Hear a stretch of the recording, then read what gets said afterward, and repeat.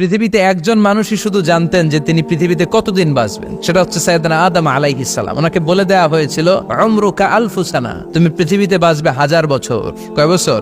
সাইয়েদনা আদমের সামনে অনেকগুলো রূহ রাখা হলো। সাইয়েদনা আদম বললেন, এরা কারা? আল্লাহ বললেন, এরা হচ্ছে নাসালুক, তোমার বংশধর, পৃথিবীতে তোমার পর এরা পৃথিবীতে আসবে। সাইয়েদনা আদম বললেন, আল্লাহ ওই যে একটা রূহ দেখা যায়, এটার নাম কি? আল্লাহ বললেন, হাদা ইবনুকা দাউদ, এটা তোমার ছেলে দাউদ, সে দুনিয়াতে নবী হয়ে আসবে, তার ছেলে সুলাইমানও নবী হয়ে আসবে।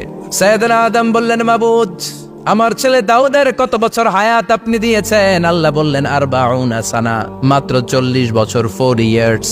40 বছর তোমার ছেলেটা বাঁচবে। ও আল্লাহ, আমি বাঁচবো কয় বছর? তুমি বাঁচবে 1000 বছর। সুবহানাল্লাহ। সাইয়েদনা আদম বললেন, মাবুদ, এত ফুটফুটে সুন্দর আমার ছেলে দাউদ, মাত্র 40 বছর দিলেন কেন? জিদ মিন উমরিহি, বাড়ায়া দেন। সুপারিশ করতেছে পোলার লাইগা কে? বাবা। আল্লাহ আপনি বাড়ায়া দেন। আল্লাহকে বাড়ানো যাবে না, লেখা হয়ে গেছে। রুফিআতিল আকলাম ওয়া জাফফাতিস সুহুফ, কলম তুলে নেওয়া হয়েছে আর কালি শুকায় গেছে, আর কিছু করা যাবে? সাইয়েদনা আদম বললেন, মাবুদ, আমার 1000 বছর কেন দিলেন? আমার এই সুন্দর ফুটফুটে ছেলেটারে শুধুমাত্র 40 বছর কেন দিলেন? ও মাবুদ, আমার 1000 বছরের দরকার নাই, আমার 1000 বছর থেকে 60 বছর আমি আমার ছেলেরে দিয়ে দিলাম। দাউদ আলাইহিস সালাম বাঁচবে 40 বছর, তো বাপ আদম যদি আরো 60 দেয়, 40 আর 60 মিলে কত হয়? ভালো হিসাব বোঝে, 100। আর আদম আলাইহিস সালাম পেয়েছিলেন 1000 বছর, 60 কমে গেলে রইল কত? 940 বছর পৃথিবীতে থাকার পরে মালাকুল মাউত চলে এসেছে, কারণ এটা on time. The death will come on time, it never late, কখনো দেরি হয় না। আল্লাহ বললেন, লিকুল্লি উম্মাতিন আজালুন ফাইযা জাআ আজালুহুম লা ইস্তাখিরুনা সাআতান ওয়া লা ইস্তাকদিমুন। মৃত্যুর একটা নির্ধারিত সময় আমি বেঁধে দিয়েছি, অন টাইম। অন টাইমেই চলে আসে, 1 সেকেন্ড আগেও আসবে না, 1 সেকেন্ড পরেও আসবে না। 940 বছর বয়সে মালাকুল মাউত এসে হাজির, এসে বলল, জিতু আন আকবাদা রূহাক, রূহ কবজ করতে আসছি। আদম আলাইহিস সালাম বললেন, রূহ কবজ করতে আসছো মানে? আমি বাঁচবো তো 1000 বছর। কয় বছর? মালাকুল মাউত বললেন, না না, ওই যে আগের কথা স্মরণ করেন, আপনি 60 বছর দিয়া দিছিলেন। কয় না, আমি দেই নাই, আমি আরো বাঁচুম, আরো 60 বছর পাওনা আছি, আমি দেই নাই। মালাকুল মাউত বললেন, আপনি দিয়েছেন? আদম বলে, দেই নাই। মালাকুল মাউত বলে, আল্লাহ ঘটনা দেখেন, দিয়া কয় দেই নাই। আল্লাহ কয়, থাক, কথা কইস না, আয়া পর। নাসিয়া আদম ফানাসিয়া বানু, ভুলে গেছেন উনি। আমরা ভুলে যাই, আমরা খেয়ে বলছি খাই নাই, নিছিলাম পকেটে, কয় নেই নাই। এরকম ডাকাইত আছে না নাই? নাসিয়া আদম ফানাসিয়া বানু, বিশ্বনবী বললেন, আদম ভুলেছে তো তার সন্তানরাও ভুলে যায়। জাহাদা আদম ফাজাহাদাত যুররিয়াতু, আদম অস্বীকার করেছে, তার সন্তানরাও অস্বীকার করে। সেদিন থেকে আল কিতাব ওয়া শুহুদ, মানে লিখে রাখার সিস্টেম আর সাক্ষীর সিস্টেম চালু হয়েছে। সুবহানাল্লাহ পড়েন। 940 বছর বয়সে মালাকুল মাউত এসে আদম আলাইহিস সালামের রূহ নিতে পারে নাই। উনি 1000 বছর যখন হয়েছে, সাইয়েদনা আদম আলাইহিস সালামের রূহ কবজ করেছে। যেই দিন পৃথিবীর প্রথম মানব, প্রথম নবীর রূহ মালাকুল মাউত দুনিয়া এসে কবজ করেছে, ওই দিনটাও ছিল জুমাবার। আল্লাহু আকবার। আবার বিশ্বনবী বললেন, লা তাকুমুস সাআ ইল্লা ফি ইয়াউমিল জুমআহ, ইযা যুলজিলাতিল আরদু জিলজালাহা ওয়া আখরাজাতিল আরদু আসকালাহা, ইযা রুজ্জাতিল আরদু রাজ্জান ওয়া বুসাতিল জিবালু বাসসা। কিয়ামতের দিন পৃথিবীটাকে একটা প্রকম্পন দিয়ে কাঁপিয়ে দিবে কে? মারাত্মক একটা ঝাঁকুনি দিবে আল্লাহ, পুরো পৃথিবীটা কেঁপে ভেঙে চুরে খান খান হয়ে যাবে। এই ঝাঁকুনি আর আর্থকোয়েক, ভূমিকম্প এর ঘটনাটা যেদিন ঘটবে, ওই দিনটাও হচ্ছে জুমার দিন। কারণ দিন নয়, ফিহি খালাকাল্লাহু আদম, এই জুমার দিনে আল্লাহ তাআলা সাইয়েদনা আদম আলাইহিস সালামকে তৈরি করেছে। বিশ্বনবী বলেন, লাম্মা খালাকাল্লাহু আদম ওয়া কানা তুলুহু 60 যিরাআন, আল্লাহ তাআলা যখন আদম আলাইহিস সালামকে তৈরি করলেন, 60 হাত লম্বা করে তৈরি করলেন। আর আমরাও যারা জান্নাতে ঢুকবো, আমাদের আকৃতি থাকবে 60 হাত লম্বা। আল্লাহ সাইয়েদনা আদমকে তৈরি করলেন এই জুমার দিনে। আবার সাইয়েদনা আদম আলাইহিস সালামকে পৃথিবীর বুকে তিনি পাঠিয়ে দিয়েছিলেন এই জুমার দিনে। সুবহানাল্লাহ। কুলনা হাবিতু মিনহা জামিআ, ও Adam, go down with your wife, তোমার স্ত্রী হাওয়াকে নিয়ে পৃথিবীতে নামো। সাইয়েদনা আদম আলাইহিস সালামকে আল্লাহ তাআলা পাঠিয়েছিলেন শ্রীলঙ্কার একটা পাহাড়ে, অ্যাডামস পিক। ওখানে ঐতিহাসিকভাবে প্রমাণিত, এটা হাদিসে নেই, কুতুবুত তারিখে এসেছে। শ্রীলঙ্কা একটা পাহাড় আছে, কলম্বো থেকে অনেক দূর। ওই পাহাড়ের চূড়ায় সাইয়েদনা আদম আলাইহিস সালামের ফুটপ্রিন্ট আছে। ফুটপ্রিন্ট মানে পায়ের ছাপ। সুবহানাল্লাহ পড়ো। এটারে বলে ফিঙ্গারপ্রিন্ট। এটারে কি বলে? পায়ের গুলারে একজনের আঙ্গুলের ছাপের সাথে একজনের আঙ্গুলের ছাপের মিল নাই। শুধু তাই না, আমার এই আঙ্গুলের সাথে এই আঙ্গুলের ছাপের কোনো মিল নাই। আয়াহসাবুল ইনসানু আল্লান নাজমা ইযামা বালা কাদিরিনা আলা আন নুসাউইয়া বানানা। আল্লাহ বলেন, গোলাম তুমি মনে করেছো তোমার হাড্ডি গুড্ডি পচে যাবে, তোমাকে আমি একত্রিত করে আবার বানাতে পারবো না? বানানো তো অনেক দূরের কথা, আমি তো তোমার আঙ্গুলের ছাপগুলো সংরক্ষণ করে রেখেছি। চিল্লায় পড়েন আল্লাহু আকবার।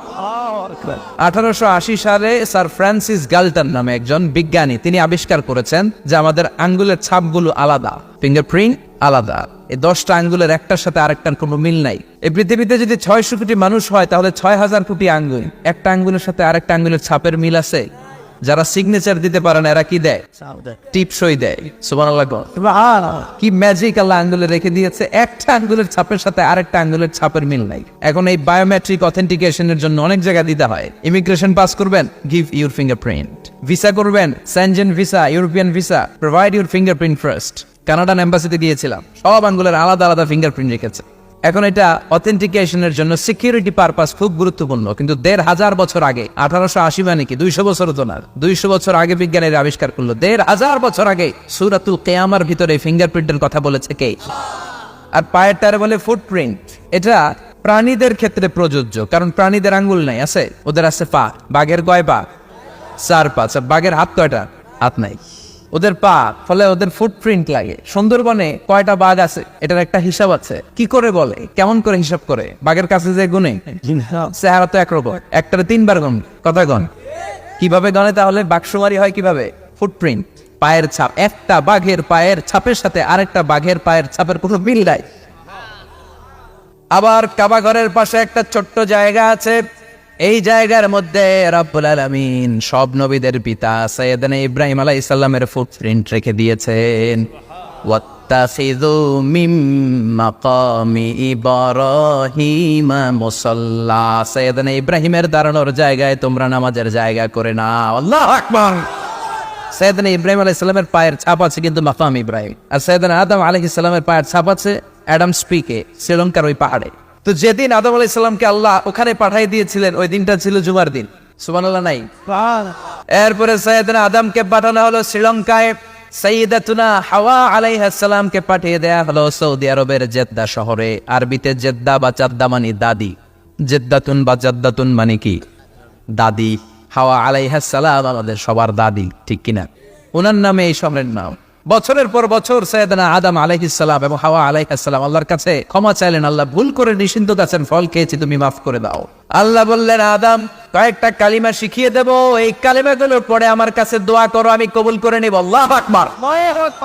আল্লাহ শিখিয়ে দিলেন আর বললেন, আদম পড়ো, রাব্বানা যালামনা আনফুসানা ওয়া ইল্লাম তাগফির লানা ওয়া তারহামনা লানাকুনান্না মিনাল খাসিরিন। ও আল্লাহ, জুলুম করেছি নাফসের উপর, ভুল করেছি, অন্যায় করেছি, আপনি যদি ক্ষমা না করে দেন আমরা শেষ হয়ে যাব, আমরা হালাক হয়ে যাব, ক্ষতিগ্রস্তদের মধ্যে শামিল হয়ে যাব, ঠিক কিনা? আল্লাহ সাইয়েদনা আদম আলাইহিস সালামের তওবা কবুল করলেন। ওনার কাজ হচ্ছে তওবা কবুল করা। আমাদের কাজ গুনাহ করা, শয়তানের কাজ ওয়াসওয়াসা দেওয়া, আল্লাহর কাজ খালি মাফ করা। তার মানে আদম সৃষ্টি হলো জুমার দিনে, দুনিয়ায় নামিয়ে দেওয়া হলো জুমার দিনে, তওবা কবুল করে নেওয়া হলো জুমার দিনে, রূহ কবজ করা হলো জুমার দিনে, আবার কিয়ামত সংগঠিত হবে জুমার দিনে। পড়েন সুবহানাল্লাহ। আবার বিশ্বনবী বললেন, আর রমাদান ইলা রমাদান, এক রমজান থেকে আরেক রমজানের মাঝখানে যত গুনাহ হয় মাফ করে কে? তারপরে বিশ্বনবী বললেন, আল উমরাতু ইলা আল উমরাহ, কেউ যদি একবার উমরা করে পরে আবার করলে 2 উমরার মাঝখানে গুনাহগুলো মাফ করে দেয় কে? আবার বিশ্বনবী বললেন, আল জুমআতু ইলাল জুমআ কাফফারাতুন লিমা বাইনাহুমা, এক জুমার পর থেকে সামনের জুমা আসা পর্যন্ত যে সগীরা গুনাহগুলো হয় সবগুলো সগীরা গুনাহ মাফ করে দেয় কে? সারা সপ্তাহে ভুল ত্রুটি অন্যায় যা করলাম জুমার নামাজের বদৌলতে সব গুনাহ মাফ করে দেয় কে? এই দামি দিনটাকে আল্লাহ ইহুদিদের দিতে চেয়েছিলেন, পায় নাই। আলহামদুলিল্লাহ কবেন না? আলহামদুলিল্লাহ। ইখতিলাফু, তারা ইখতিলাফ করে হারাইছে এটা। এই দামি দিনটা রব্বুল আলামিন নাসারাদেরকে দিতে চেয়েছিলেন, ফাখতালাফু, ওরাও ইখতিলাফ করে হারাইছে। এজন্য ইখতিলাফ ভালো জিনিস না খারাপ জিনিস? ইহুদিদেরকে আল্লাহ দিতে চাইলেন, ইখতিলাফ করে হারাইছে, নাসারারাও হারাইছে। ফাজা আল্লাহু বিনা ফাহাদানা বিহাদা দ্বীন, রব্বুল আলামিন এই দিনটা আমাদেরকে দিলেন, আমরা ইখতিলাফ করি নাই, বিশ্বনবীর হাতে হাত রেখে ঐক্য করে ঘোষণা দিয়েছি জুমার দিন আমাদের সাপ্তাহিক দিন। সুবহানাল্লাহ। বিশ্বনবী বলেন ফাগাদান লিল ইয়াহুদ, সাপ্তাহিক আনন্দের দিন ইহুদিদের জন্য হচ্ছে শনিবার, ইয়াউমুস সাbt, ওয়া বা'দা গাদ লিন নাসারা, আর খ্রিস্টানদের জন্য হচ্ছে রবিবার, আর আমাদের জন্য হচ্ছে শুক্রবার। চিল্লায় পড়েন আল্লাহু আকবার। তার মানে জুমার দিন, জুমাবারের মর্যাদা বেশি না কম? চিল্লায় বলেন বেশি না কম? জুমার দিন সকালবেলা ফজরের নামাজের পর থেকে ফেরেশতারা যতগুলো মসজিদে জুমা অনুষ্ঠিত হয় ওই মসজিদে ঢোকার প্রতিটা দরজার মধ্যে দাঁড়িয়ে থাকে। কারা কারা আগে আগে জুমার নামাজ পড়ার জন্য মসজিদে যায়, প্রত্যেকের নামগুলো একটা জান্নাতের রেজিস্ট্রি খাতার মধ্যে তুলে নেয়। এই নামগুলো স্পেশালি আল্লাহর কাছে পাঠানোর জন্য। ডানে বায়ে সামনে পেছনে যতগুলো দরজা, প্রতিটা দরজায় ফেরেশতারা বসে থাকে। কে আগে আসলো নাম তুলে দেয়। তুলতে তুলতে তুলতে তুলতে খতিব সাহেব যখন খুতবা দেওয়ার জন্য মিম্বারে যেয়ে বসে যায়, ফেরেশতারা তাদের খাতা বন্ধ করে তারাও খতিব সাহেবের সামনে জুমার খুতবা শোনার জন্য বসে যায়। পড়েন সুবহানাল্লাহ। প্রথম জুমার দিন জুমার মসজিদে যে ঢুকবে, বিশ্বনবী বললেন আল্লাহর রাস্তায় একটা উট কুরবানি দিলে যে সওয়াব, এই সওয়াব আল্লাহ আমলনামায় দিয়ে দেয়। দ্বিতীয় পর্যায়ে যে ঢুকে, বিশ্বনবী বললেন বাকারা, গরু কুরবানির সওয়াব পায়। 3 নম্বরে যে ঢুকবে, বিশ্বনবী বললেন কাবশা, হাদিসের ভাষায় এসেছে আল কাবাস, কাবাস মানে হলো বকরি, বকরি কুরবানির সওয়াব। 4 নম্বরে যে ঢুকবে তার হচ্ছে দাজাজা, দাজাজা মানে মুরগি। 5 নম্বরে যে ঢুকবে, বিশ্বনবী বললেন বাইদা, নোয়াখালীরা কয় বয়দা, আমরা কই আন্ডা, কুমিল্লায় কই ডিম। আছে না নাই? এক দেশের কত ভাষা, এক দেশের গালি আরেক দেশের বলি। আমরা বলি ছেলে, কুষ্টিয়ায় বলে পুত্র, আরেক জায়গায় গেলে বলে হুত, আরেক জায়গায় গেলে বলে ফোয়া। আছে না নাই? এক এলাকায় বলে বেটা ছেলে, ছেলেদেরকে বেটা ছেলে, মরদ ফোয়া, মরদ ফোয়া হচ্ছে না, মরদ ফোয়া হবে। আহা, কি ভাষার বৈশিষ্ট্য। তো যেটাতে আমরা বলি ডিম, কোথাও বলে আন্ডা, কোথাও বলে বয়দা। তো এই বয়দা আল্লাহর রাস্তায় দান করে দিলে যেই সওয়াব, পঞ্চম ব্যক্তি ওই সওয়াব পাবে। এই 5 জনের পরে আর লেখালেখি নাই, বাকিদেরটা নরমাল এন্ট্রি করে সব ফেরেশতারা খুতবা শোনার জন্য বসে যায়। সুবহানাল্লাহ। তো জুমার দিনে আগে আগে যাবেন তো?